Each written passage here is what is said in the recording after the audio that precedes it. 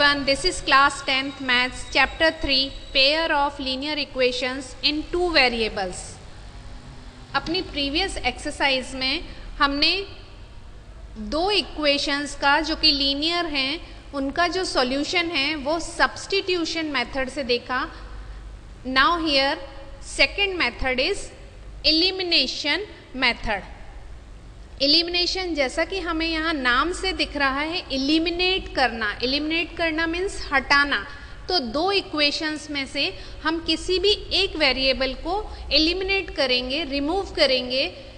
Either वो x हो सकता है या y हो सकता है, अकॉर्डिंग टू कंडीशन हम क्वेश्चंस में देखेंगे। So directly we are starting our exercise 3.4 question 1।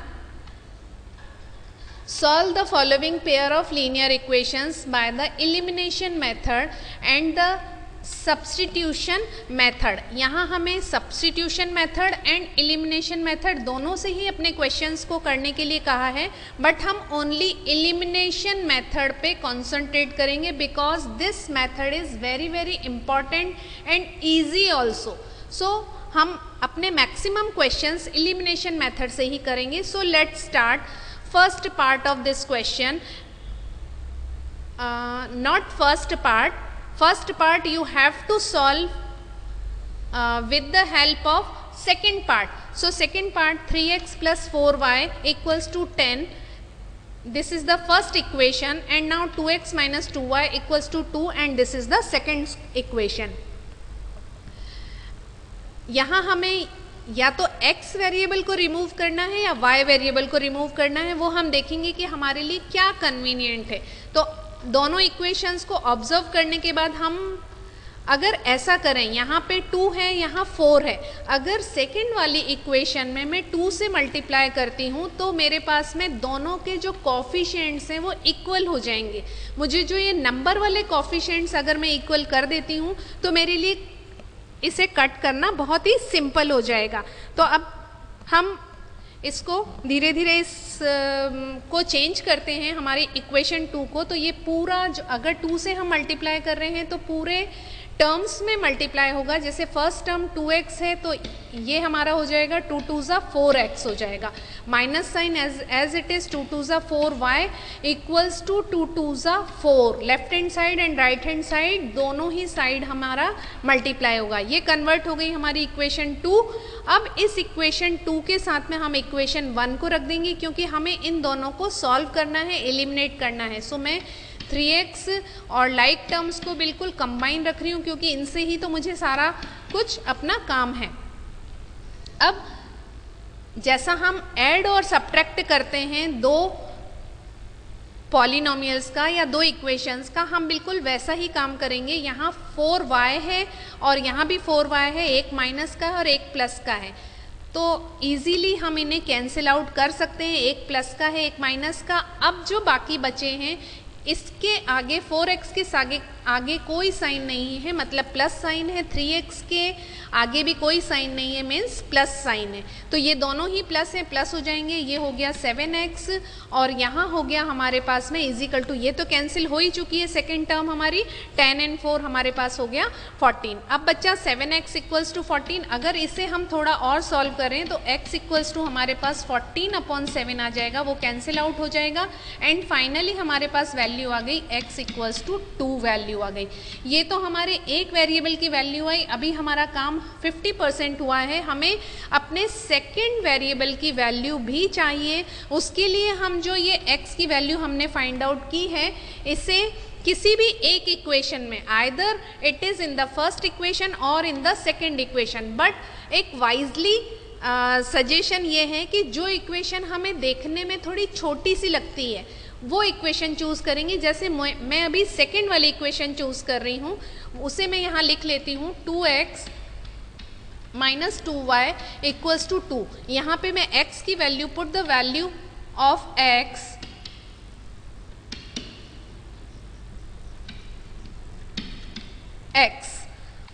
2 into x की वैल्यू 2 आई थी, minus 2y as it is रहेगा इक्वल्स टू 2। इसको थोड़ा और हम सॉल्व कर लेते हैं। हमारे पास आ जाता है यहाँ पे 2 2 ज़ा 4 माइनस 2y इक्वल्स टू 2।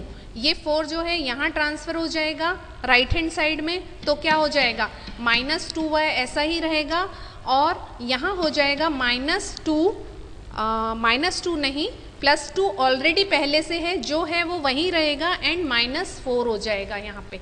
अब हम इसे और सॉल्व कर लेते हैं। जब लेफ्ट हैंड साइड और राइट हैंड साइड एक साथ सॉल्व करते हैं तो हम इजिकल टू विथ एरो लगाते हैं, तो उसे भूलना नहीं है। यहाँ हमने किया -2y इक्वल्स टू हमारे पास में हो गया -2, दोनों माइनस माइनस कैंसिल आउट हो जाएंगे, और y ये जो 2 है वो इनटू का साइन है, तो 2 नीचे डिनोमिनेटर में आ जाएगा, तो y इक्वल्स टू फाइनली हमारे पास आ गया 1। नाउ दोनों ही वैल्यूज हमारे पास आ गई, and one line for the answer that is x equals to 2 and y equals to हमारे पास हो गया 1, राइट। तो अब आपको ये एलिमिनेशन मेथड समझ आया होगा, और आई थिंक ये अदर मेथड से सबसे ज़्यादा सिंपल है। तो हम आगे जब भी क्वेश्चंस करेंगे तो मैक्सिमम टाइम हम एलिमिनेशन मेथड ही यूज़ करेंगे। And now from question 1 4th part, क्योंकि यहाँ न्यूमरेटर और डिनोमिनेटर दिया हुआ है और आपको थोड़ी इसे सॉल्व करने में प्रॉब्लम होती है, that's why I have chosen this part 4th and written as a equation 1 and equation 2. Now numerator denominator है तो थोड़ा सा हम पहले इसे सॉल्व कर लेते हैं, तो हमारे लिए ज़्यादा कन्वीनियंट होता है। 3 2 6 मैंने LCM ले लिया यहाँ पे, 3 2 6, अब ये हो जाएगा 3x plus 2 2 4y equals to -1। थोड़ा और इसे सॉल्व कर लेते हैं, तो ये हो जाएगा, ये 6 तो यहाँ चला जाएगा, ये हुआ 3x plus 4y equals to -6। अब ऐसे ही सेकेंड इक्वेशन को भी सॉल्व कर लेते हैं, 3 LCM ले लेते हैं, और ये हो गया 3x minus y equals to 3, ये 3 इसके साथ मल्टीप्लाई हो जाएगा, तो फाइनली हमारे पास में एक इक्वेशन आ गई, वो आ गई हमारे पास में 3x minus y equals to 3 3 9 हो गया। अब देखिए, अब ये दोनों इक्वेशन को अगर हम कंपेयर करें तो ये 3 और ये 3 दोनों के जो कॉफिशिएंट है x के साथ वाले वो मुझे सेम दिख रहे हैं, तो ज़्यादा मुझे कुछ करना नहीं है इसमें, मैं डायरेक्टली इनको कैंसिल आउट कर सकती हूँ। और कैसे कैंसिल आउट कर सकती हूँ, यहीं मैं अपना सब्ट्रैक्शन का काम करती हूँ। ये मेरी चॉइस है कि दोनों ही इक्वेशंस को मैं ऐड करूं या सब्ट्रैक्ट करूं अकॉर्डिंग टू कंडीशन। जैसे कि फर्स्ट वाले पार्ट में जो हमने किया था वहाँ हमने ऐड किया था, बट अब यहाँ पे मैं सब्ट्रैक्ट कर रही हूँ, क्योंकि इन दोनों को कैंसिल आउट करने के लिए मुझे साइन चेंज करना ज़रूरी है। तो नीचे वाली लाइन के मैं साइन चेंज करती हूँ। सो 3x माइनस हो गया, ये माइनस है तो प्लस हो जाएगा, ये प्लस है तो माइनस हो जाएगा, ये दोनों कैंसिल आउट हो गए, बच गए मेरे पास यहाँ पे 5y इक्वल्स टू, यहाँ क्या बचा -9 एंड 6 15 हो गया। अब y की वैल्यू फाइंड करना बहुत सिंपल हो गया, y इज इक्वल टू -15/5, और ये कैंसिल आउट हो गया 3, और y इक्वल्स टू मेरे पास आ गया -3। क्या मेरा काम कंप्लीट हो गया y इक्वल्स टू -3 आने पे? नो, मुझे अभी x की वैल्यू और फाइंड करना है, और वो तो मैं चूज़ करूँगी अपनी बहुत सिंपल सी इक्वेशन से, और वो सिंपल मुझे इक्वेशन 2 लग रही है। मैं उसमें वैल्यू लिखती हूँ। अगर मुझे न्यूमरेटर डिनोमिनेटर में प्लेस नहीं करना है अपनी वैल्यू को, वैसे मैं प्लेस कर सकती हूँ। क्यों? क्योंकि ये 3 और न्यूमरेटर में भी 3 है, वो कैंसिल आउट हो जाएंगे। मैं इक्वेशन 2 लिखती हूँ, x minus y upon 3 equals to 3। ये तो मेरा है इक्वेशन, यहाँ वैल्यू प्लेस कर रही हूँ -3/3, इसको ब्रैकेट में कर देती हूँ इक्वल्स टू 3। ये 3 और 3 कैंसिल आउट हो जाएंगे, और अगर इसे थोड़ा सॉल्व किया जाए तो ये बचेगा, माइनस और माइनस दोनों साइन प्लस हो जाएंगे। सो x + 1 इक्वल्स टू 3 हो गया, और इजिकल टू विथ एरो मैं लगाना भूल गई हूँ। आप भी जल्दबाजी में भूल जाते हैं, पर ऐसा करना नहीं है हमें। ये 1 यहाँ शिफ्ट हो जाएगा तो माइनस हो जाएगा, सो x इक्वल्स टू 2 आ जाएगा हमारे पास। देखिए 3 में से 1 माइनस हो जाएगा तो 2 बच जाएगा। तो फाइनली आंसर हमारे पास x और y की वैल्यू आ गई है, जिसे हमने अपने बॉक्स में रख दिया है, और एक लाइन आंसर की हम लास्ट में लिख के आंसर दोनों x एंड y के लिख देंगे, right. After this come to question 2। Question 2, form the pair of linear equations in the following problems and find their solutions by the elimination method. Yes, अब तो यहाँ हमें elimination method ही use करना है, लेकिन पहले हमें फॉर्म करना है, मतलब बनाना है पेयर ऑफ लीनियर इक्वेशंस। हमें वर्ड्स में अपनी प्रॉब्लम दे रखी है, पहले हमें इक्वेशन में फॉर्म करना है एंड देन फिर एलिमिनेशन मेथड से दोनों ही x एंड y की वैल्यू फाइंड करना है। So first part word problem से इक्वेशन बनाने में हमें थोड़ी मुश्किल होती है। जो वर्ड प्रॉब्लम हमें दिया होता है वो एक बार रीड करने पे हमें समझ नहीं आता है, बट हम उसे 2 या 3 टाइम्स रीड करके हमारी जो रिक्वायर्ड नेसेसिटी वाली वैल्यूज़ हैं वो हम उसमें से फाइंड आउट करेंगे। If we add 1 to the numerator and subtract 1 from the denominator, a fraction reduces to 1. It becomes 1/2. If we only add 1 to the denominator, what is the fraction? So, एक बार पढ़ने पे हमें कुछ भी समझ में नहीं आया, बट धीरे धीरे हम इसे वापस पढ़ते जाएंगे एंड स्टेटमेंट्स भी क्रिएट करते जाएंगे। सो लेट द कुछ डिनोमिनेटर एंड न्यूमरेटर की बात हो रही है, तो सबसे पहले हम उससे ही मानते हैं। Let the numerator and denominator is equal to x and y, क्योंकि फ्रैक्शन है और फ्रैक्शन में न्यूमरेटर डिनोमिनेटर है, और फ्रैक्शन क्या हो जाएगा उस सिचुएशन में, एक्स अपॉन वाई हो गया फ्रैक्शन। अब फर्स्ट कंडीशन हमें दी हुई है, if we add 1 to the numerator. अब जो कुछ भी हम करेंगे अपनी सिचुएशन में, वहाँ पे न्यूमरेटर में x एंड y तो होगा ही। अब जो हमसे कहा है आगे हम वो अप्लाई करेंगे। If we add 1 to the numerator, numerator में हमें 1 ऐड करना है and subtract 1 from the denominator. तो ये मैंने यहाँ से सब्ट्रैक्ट कर दिया 1 फ्रॉम द डिनोमिनेटर। तो जो मेरा फ्रैक्शन है वो रिड्यूसेस टू 1, मतलब 1 बन जाता है, कम हो जाता है 1। तो ये 1 मैंने यहाँ पे 1 लिख दिया। सेकेंड सिचुएशन में, सेकेंड कंडीशन में मुझे क्या कहा है कि it becomes 1/2 if we only add 1 to the denominator. सिर्फ मैं डिनोमिनेटर में 1 ऐड करती हूँ तो फिर मेरा जो है वो बन जाता है फ्रैक्शन 1/2। बस इतना ही काम करना है इसमें। अब बारी आती है इसे सॉल्व करने की, क्योंकि ये हमारा न्यूमरेटर डिनोमिनेटर में है। इसे सॉल्व करने के लिए हमें अपने प्रीवियस क्लासेस की हेल्प लेनी होगी, जहाँ पे कि हम ऐसे सॉल्व करते थे एल्जेब्रिक इक्वेशंस को क्रॉस मल्टीप्लिकेशन मेथड से। तो ये यहाँ पे चला जाएगा, ये यहाँ चला जाएगा, ऐसा क्रॉस मल्टीप्लाई होता है। ये मैं लिखना स्टार्ट करती हूँ, x + 1 इक्वल्स टू y - 1, 1 के साथ में y - 1। यहाँ पे 1 है तो 1 अगर मल्टीप्लाई होता है तो सेम नंबर ही रहेगा, पर फिर भी मैंने एक बार इसको लिख दिया है। अब मैं सेकेंड वाली इक्वेशन को सॉल्व कर लेती हूँ। इससे पहले एक इक्वेशन बना लेती हूँ और ज़्यादा सॉल्व करके। ये x हो गया, ये 1 का कोई मतलब नहीं है, यहाँ y - 1 है। y को ट्रांसफ़र कर रही हूँ यहाँ राइट हैंड साइड में, सॉरी लेफ्ट हैंड साइड में, x - y, और ये जो 1 है ये यहाँ आएगा तो 1 और 1 +2 हो जाएगा, +2 = 0। आपको भी साथ साथ में चेक करते जाना है कि हम कुछ गड़बड़ तो नहीं कर रहे हैं। अब यहाँ आ गए हमारे पास में 2x और ये चला गया इक्वल्स टू y + 1। अब समझ में आ गया, 1 से अगर किसी भी नंबर को मल्टीप्लाई करते हैं तो हमारा जो नंबर है वो एज इट इज़ रहता है। तो मैंने डायरेक्टली यहाँ पे y + 1 लिख दिया। इक्वेशन फॉर्म कर लेती हूँ यहाँ पे भी, और कोशिश करती हूँ लाइक टर्म्स के नीचे लाइक टर्म्स आ जाएँ। 2x आ रहा है मेरा, 2x, ये y यहाँ आ जाएगा तो -y आ गया, 1 भी यहाँ आ गया तो -1 = 0। अब देखिए यहाँ पे मुझे अपना आधा काम कंप्लीट ही मिल रहा है। एलिमिनेट मैं कर सकती हूँ डायरेक्टली, क्योंकि y और y मुझे दिख रहा है, बस साइन दोनों के सेम है, माइनस और माइनस, तो मैं प्लस साइन में कन्वर्ट करती हूँ। और अगर मैं इससे प्लस करती हूँ तो बाकी सारे साइन भी मुझे चेंज करना होंगे। तो ये मैंने चेंज कर दिए, बाकी सारे भी जो कैंसिल आउट होता है कैंसिल किया, बाकी को मैंने सॉल्व किया। यहाँ बचा -x और 2 और +1 मेरे पास हो गया 3 = 0। तो यहाँ से मुझे x की वैल्यू फाइंड करना है, और ये आ जाएगा, देखिए -x ये ऐसे सॉल्व होता है, -3, ये 3 वहाँ चला जाएगा तो माइनस का हो जाएगा, और फाइनली x = 3। ये आ गया।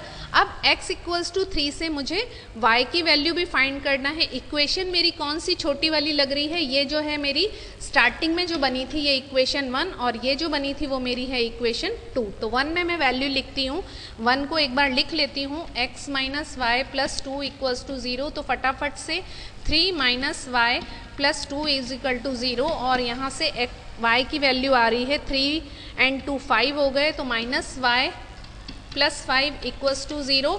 तो फिर y इक्वल्स टू कितना आ जाएगा, minus y equals to minus 5। तो finally y is equal to मेरे पास 5 आ रहा है।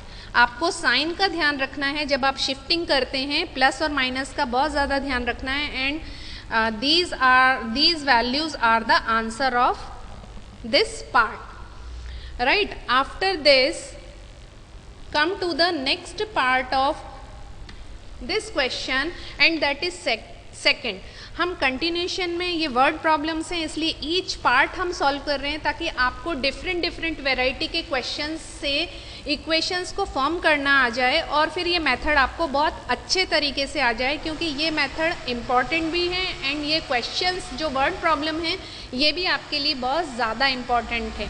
5 years ago Noori was thrice as old as Sonu. 10 years later Noori will be twice as old as Sonu. How old are the Noori and Sonu? यहाँ पे कोई दो लोगों की बात हो रही है, नूरी एंड सोनू। तो हमने और कुछ एज की बात हो रही है कि ये इससे बड़ा है, ये इससे ट्वाइस है, ये इससे थ्राइस है, कुछ ऐसी बातें हो रही हैं। तो हम सबसे पहला काम, let the age of Noori and Sonu be x and y years, ये हमने ले लिया। और नूरी एंड सोनू जब क्वेश्चन में दो लोगों की बात हो रही है तो हम उनके इनिशियल्स के शॉर्ट फॉर्म लेके उन्हें सेपरेट लिख देते हैं। ऐसा हमने अपने प्रीवियस एक्सरसाइज में भी किया था, और इन्हें हम x एंड y ले लेते हैं। अब हमें जो कंडीशंस दिए हैं वो हम यहाँ फॉलो करते हैं। हमें बोला है 5 years ago, आपको यहाँ पे इंग्लिश लैंग्वेज का भी बहुत ज़्यादा ध्यान रखना है। अगो मीन्स पहले, तो ये उनकी प्रेजेंट एजेस हैं, तो मुझे इसमें से 5 years कम करना है। तो ये मैंने कर दिया, दोनों की एज में से 5 years को कम कर दिया। अब Noori was thrice as old as Sonu, तो जो ये नूरी है वो बड़ी है, 3 गुना बड़ी है ये। तो इक्वेशन को अगर मुझे बैलेंस करना है तो मुझे यहाँ 3 से मल्टीप्लाई नहीं करना होगा, मुझे यहाँ 3 से मल्टीप्लाई करना है, क्योंकि ये तो ऑलरेडी बड़ी है नूरी। तो इसे भी बराबर करने के लिए सोनू जो कि छोटा है, तो इसको अगर हम 3 से मल्टीप्लाई कर दें, अब दोनों की एज एग्जैक्टली बराबर हो गई। तो ये मैंने इनको बैलेंस कर दिया। अभी हम इन्हें सॉल्व भी करते हैं, पर पहले सेकेंड सिचुएशन के अकॉर्डिंग वो भी इक्वेशन फॉर्म कर लेते हैं। फर्स्ट सिचुएशन तो हमारी ये थी, और सेकंड सिचुएशन हमारी आ रही है कि 10 years later Noori will be मतलब होगी, तो फिर 10 साल यहाँ पे प्लस करना होंगे, x plus 10 equals to y plus 10।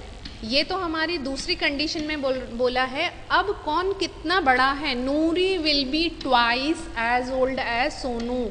Again Noori ही बड़ी नज़र आ रही है, वो भी ट्वाइस बड़ी है, तो इक्वेशन बैलेंस करने के लिए मुझे यहाँ 2 से मल्टीप्लाई करना होगा। अब जब मैंने मल्टीप्लाई कर लिया, मैं इनको थोड़ा सॉल्व करती हूँ। ये इससे मल्टीप्लाई होगा और ये इससे मल्टीप्लाई होगा। तो पहले तो मैंने लिख दिया x minus 5 equals to 3y minus 3 5 ज़ा 15। ये ध्यान रखना है कि सिर्फ पहले वाले से ही नहीं मल्टीप्लाई करना है, दूसरे वाले नंबर से भी 3 को मल्टीप्लाई करना है। इसको थोड़ा और सॉल्व कर लेते हैं हम, या फिर यहाँ हमें थोड़ी दिक्कत आ रही है तो इक्वेशंस को हम नीचे लिख लेंगे। अभी हम उसे रहने देते हैं वहीं पे, दूसरी इक्वेशन भी यहाँ सॉल्व कर लेते हैं। ये आ गया हमारे पास में x प्लस 10 इक्वल्स टू, ये फिर से हमने ओपन किया 2y प्लस है यहाँ पे और 20, ये आ गया। अब ये दोनों इक्वेशंस को मैं यहाँ ले आती हूँ और सिस्टमेटिक तरीके से लाइक टर्म्स एक साथ लिखती हूँ। x माइनस 3y और ये 15 जो है यहाँ शिफ्ट होगा ना, तो प्लस 15 हो जाएगा, माइनस 15 है, तो माइनस 5 एंड प्लस 15 मिलके हो गया हमारे पास में प्लस का 10। आपको अपनी प्रीवियस नॉलेज को बहुत ज़्यादा अच्छे से अपडेट रखना है कि प्लस और माइनस जब यहाँ से वहाँ शिफ्ट होते हैं तो क्या चेंजेस होते हैं, और आपस में जब कैलकुलेट होंगे तब भी हमें किस तरह से कैलकुलेट करना है, ये आपको थोड़ा ज़्यादा ध्यान से करना है। x माइनस 2y, ये 2y भी यहाँ शिफ्ट हो रहा है तो मैंने माइनस साइन कर दिया उसका, और 20 भी शिफ्ट हो रहा है यहाँ पे, और 10 पहले से है, प्लस 10 एंड माइनस 20, तो फाइनली मेरे पास आ गया माइनस 10 इक्वल्स टू 0। अब यहाँ लाइक टर्म्स दिख रही है मुझे, कुछ कैंसिल भी हो सकता है, बट सिर्फ प्रॉब्लम कर रहा है साइन, तो साइन को मैं चेंज कर देती हूँ, वो तो बहुत ही सिंपल है, ये प्लस करा, ये प्लस करा, ये कैंसिल आउट हो गया, यहाँ पे बचा माइनस वाई और यहाँ बचा प्लस 20 इक्वल्स टू 0। यहाँ से आगे मेरे पास में y की value minus y equals to minus 20 हो जाता है, तो फिर y इक्वल्स टू 20 हो गया। फर्स्ट वैल्यू ये आ गई मेरे पास में। फिर सेकंड, अब मैं x की वैल्यू, इक्वेशन दोनों में से ये छोटी दिख रही है मुझे, दूसरी वाली इक्वेशंस को नंबरिंग कर दी 1 और 2। फटाफट से इसके अंदर y की वैल्यू रख के x की वैल्यू फाइंड कर लेती हूँ। x minus 2 into 20 minus 10 equals to 0। तो यहाँ से अगर मैं इसे सॉल्व करती हूँ 22 ज़ा 40, 40 और 10 कितने हो गए 50, x माइनस 50 हो गए, तो फाइनली x इक्वल्स टू कितना हो गया 50 हो जाएगा। आप इसे सॉल्व करके देख सकते हैं। मुझे एक लाइन यहाँ आंसर लाइन और लिखनी है क्योंकि ये वर्ड प्रॉब्लम्स हैं, तो फाइनली आंसर हमारे पास आ जाएगा how old are Noori and Sonu. यहाँ से मुझे आंसर लाइन लेनी है। So therefore Noori and Sonu, Noori and Sonu's age is, Noori को हमने x लिया था तो x ही पहले लिखेंगे, 50 and 20 years, right? And this is the answer. After this, come to third part of this question. The sum of the digits of a 2-digit number is 9. Also 9 times this number is twice the number obtained by reversing the order of the digits. So find the number. ये question examination point of view से बहुत ज़्यादा important है और इस question को solve करने का एक बहुत ही डिफरेंट सा मेथड है, तो वो आपको बिल्कुल एक फिक्स्ड फॉर्मेट में ही लर्न रखना है, उसे ज़रा भी चेंज नहीं करना है। सो फर्स्ट ऑफ ऑल तो let the tens and ones place digit in the number be x and y. अब कैसे, यहाँ हमें एक 2 डिजिट नंबर बोला है। मैं एक एग्जाम्पल भी ले लेती हूँ ताकि आपको ज़्यादा अच्छे से समझ में आ जाए। ये वंस होता है प्लेस और ये टेंस होता है।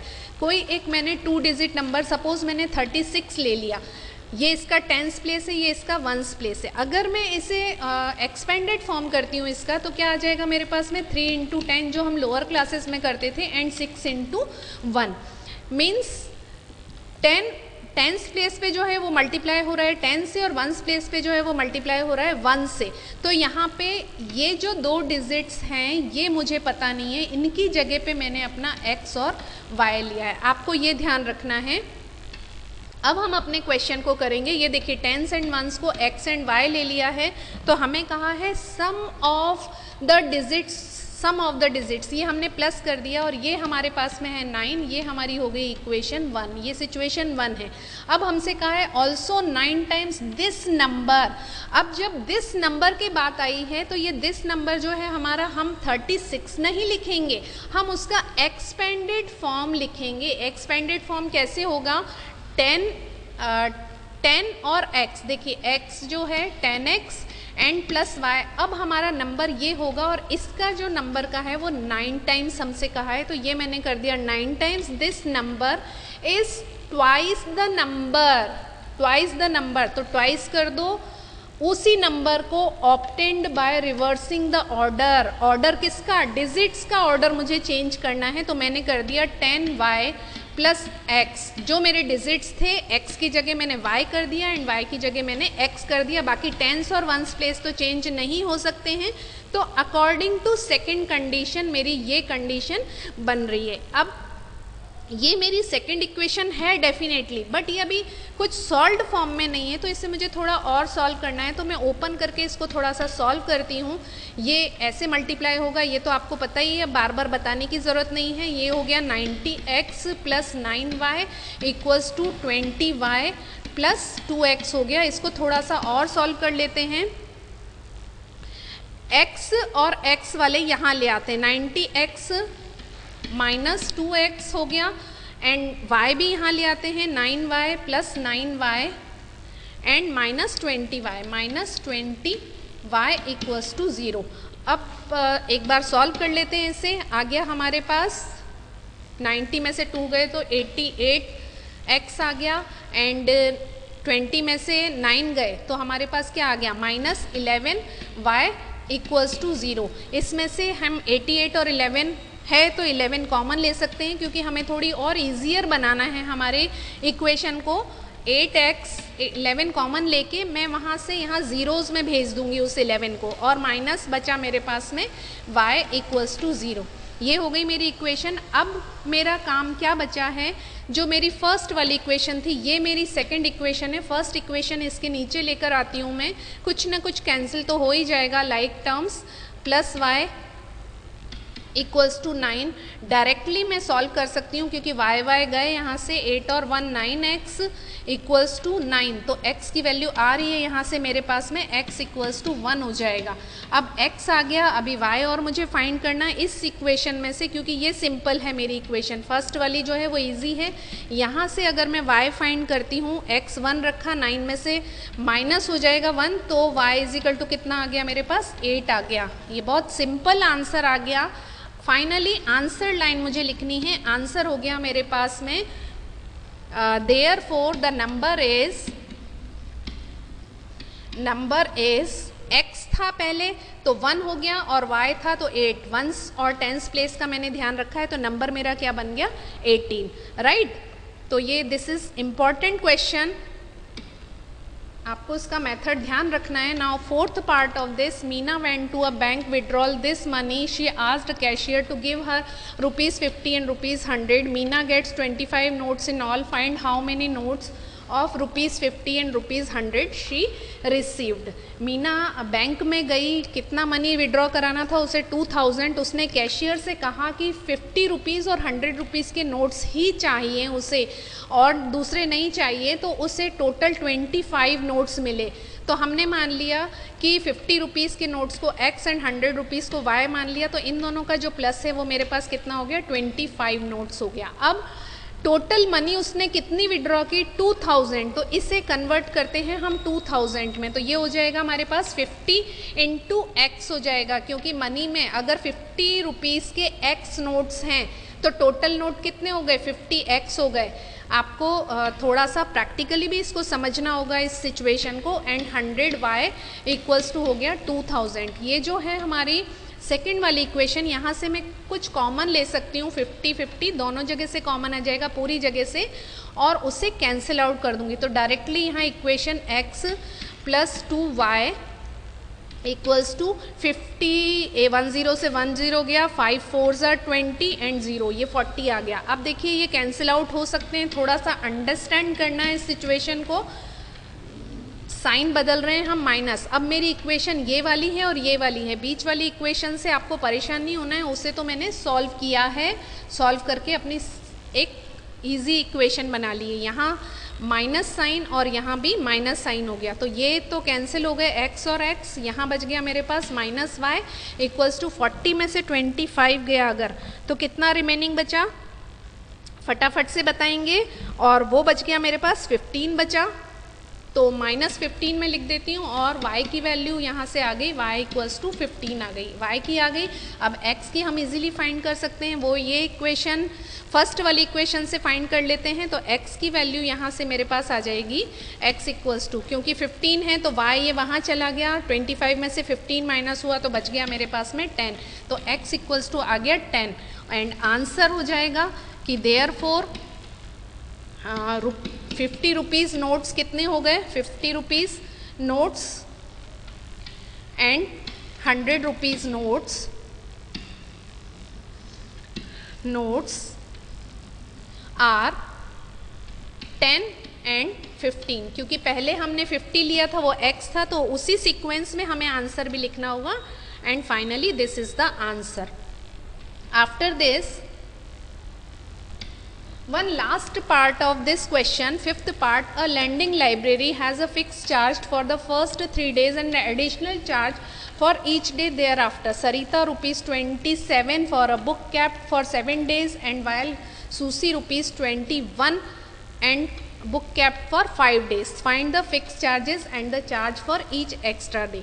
तो let the, यहाँ एक लाइब्रेरी है जिसमें कि बुक को इशू कराने के लिए फर्स्ट 3 डेज तो कोई एक फिक्स चार्ज लगते हैं हमें, और उसके बाद में जितने दिनों तक कोई भी पर्सन उस बुक को अपने पास में रखता है तो एडिशनल चार्जेस लगते हैं। तो हमने जो फर्स्ट 3 डेज लगते हैं वो ₹X ले लिए, और बाद में जो हर दिन के हिसाब से मनी लगता है वो हमने Y ले लिया। सो फर्स्ट सिचुएशन के अकॉर्डिंग हमारे पास में सरिता है जिसने बुक रखी है 7 डेज। 7 डेज में से 3 तो हमारे चले गए जिसके लिए हमें X लग गया, एंड प्लस 7 में से 3 चले गए तो बचे हमारे पास में 4Y = 27। एंड दूसरी वाली इक्वेशन में हमारे पास में सूजी है, उसने बुक को कितने समय रखा 5 डेज, तो 3 डेज के लिए तो फिक्स हो गया, एंड बच गया 2Y = हो गया 21। ये बहुत सिंपल सा इसका सॉल्यूशन है जो आप बहुत इजीली कर सकते हो। माइनस माइनस माइनस ये गया, यहाँ पे बचा 2Y = यहाँ बचा 6 और Y आ गया, Y = 3 आ गया, Y = 3 आया। तो किसी भी एक इक्वेशन में हम रख के x की वैल्यू फाइंड कर सकते हैं। x + 2 3 6 = 21, और 6 माइनस हो जाएगा तो x = हमारे पास में आ गया कितना, 21 में से 6 जाएगा तो कितना बच रहा है, फटाफट से मुझे सॉल्व करके बता दीजिए। 20 में से 5 जाएगा तो बचेगा 15। तो ये मेरा फाइनली आंसर हो गया। एक लाइन आंसर लाइन में लिख सकती हूँ, और अब आप अब तक एक्सपर्ट हो गए हैं आंसर लाइन लिखने में। तो द फिक्स चार्ज हम यहाँ लिख सकते हैं, फिक्स चार्ज = ₹X हमने फिक्स लिए थे तो 15,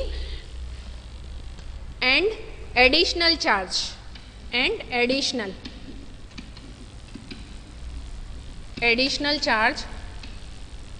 ₹, हमारे पास हो गए 3। आंसर आप चेक करेंगे कि हमसे कहीं कोई गड़बड़ तो नहीं हुई है, क्योंकि कई बार जब क्वेश्चन हम जल्दी में करते हैं तो हमसे कुछ गड़बड़ी हो जाती है, बट अभी हमें ऐसा नहीं लग रहा। As a homework you have to solve each and every question of this exercise 3.4 in your maths notebook. This is end of your